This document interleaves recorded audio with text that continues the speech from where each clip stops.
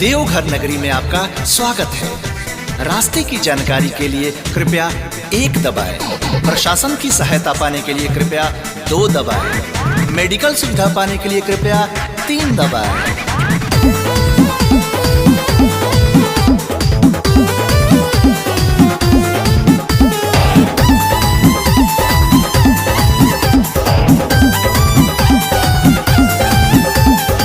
हरी के फोनवा लगा दे खोजत खोजत परेशान बानी हम।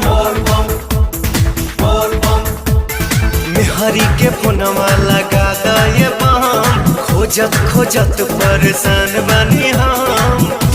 अचके में नजर भटक गइल अतने देरी में घटना घट गइल हथवा छटक गइल एहू कंवरिया पकड़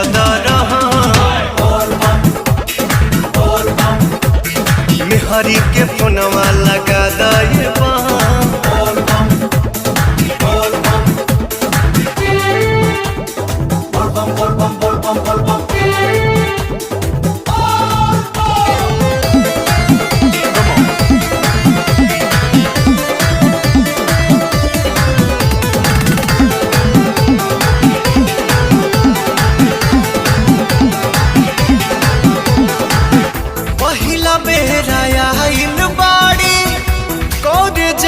ढारी ले ले बाड़ी कांवर पेन्हले बाड़ी गेरुआ साड़ी। विश्राम संबंधी सुविधा पाने के लिए 4 दबाएं। सुल्तानगंज से जल भरने हेतु जानकारी के लिए 5 दबाएं। मंदिर संबंधित जानकारी के लिए कृपया 6 दबाएं। पहिला बेर आइल बाड़ी कोरे जल ढारी ले ले बाड़ी कांवर पेन्हले बाड़ी गेरुआ साड़ी बाड़ी गेरुआ साड़ी।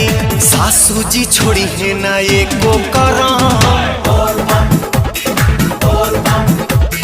मेहरी के फोनवा लगा दे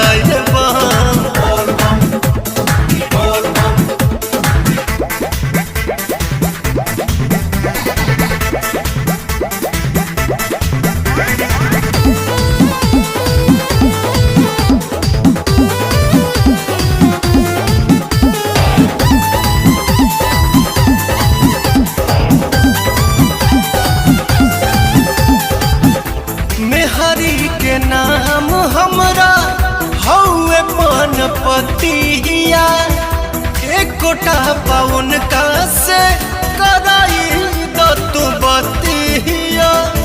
भोले बाबा के दर्शन करने के लिए 7 दबाएं।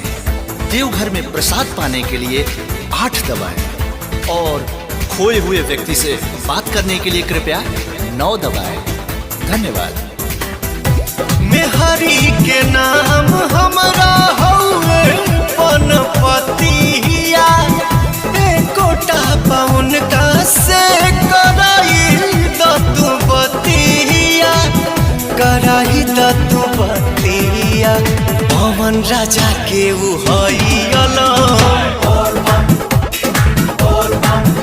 हमर धनवा के फोनवा लगा दे